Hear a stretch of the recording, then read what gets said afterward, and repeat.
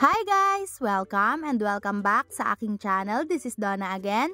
And for today's video mga mare ay isa na namang summer pang negosyo recipe na patok at trending ang isi-share ko sa inyo.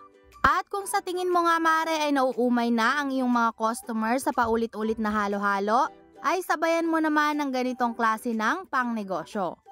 Kaya wag na nating patagalin mga mare, tara na at samahan nyo akong gumawa ng Milo Tapioca halo-halo. At para naman sa mga ingredients na kakailanganin natin, gagamit tayo dito ng chocolate syrup. At gagamit din tayo syempre ng ating Milo powder at yung ating tapioca pearls. And syempre mga mare yung ating gatas. Dito nga sa ating cups mga mare ay maglalagay lang tayo nitong ating chocolate syrup. At ilalagay lang po natin yan dito sa gilid ng ating cups para po mas appetizing tignan.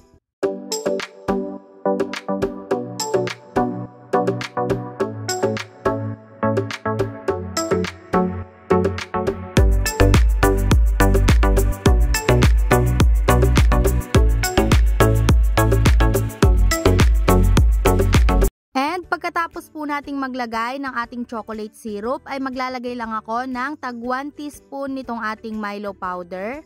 Pwede po kayong mag-add ng inyong Milo powder, depende po kung magkano ang ipipresyo nyo sa inyong Milo Tapioca halo-halo. At next naman mga mare ay maglalagay na tayo dito nitong ating crushed ice. At after po nating maglagay ng ating yelo ay maglalagay na po tayo ng ating gatas.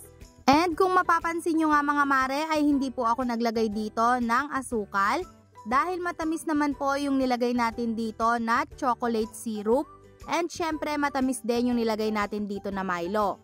At bukod doon mga mare ay matamis nga din po itong ating milk mixture.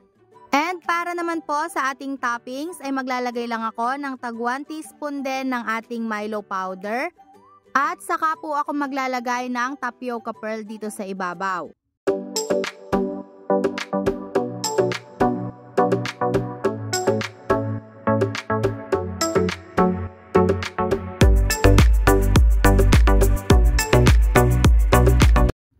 Lastly ay maglalagay lang po ako nitong ating chocolate syrup dito sa ibabaw.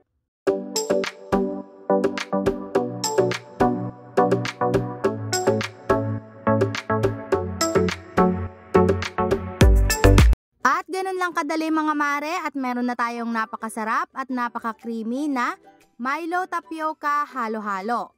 Kaya naman kung nag-iisip po kayo ng pangnegosyo recipe na pwede nyong simulan sa maliit na puhunan at madaling gawin, try nyo na po itong ating Milo Tapioca halo-halo at sigurado akong magiging mabenta lalo na sa mga bata. So hanggang dito na lang mga mare, sana po nagustuhan nyo ang ating pangnegosyo recipe for today.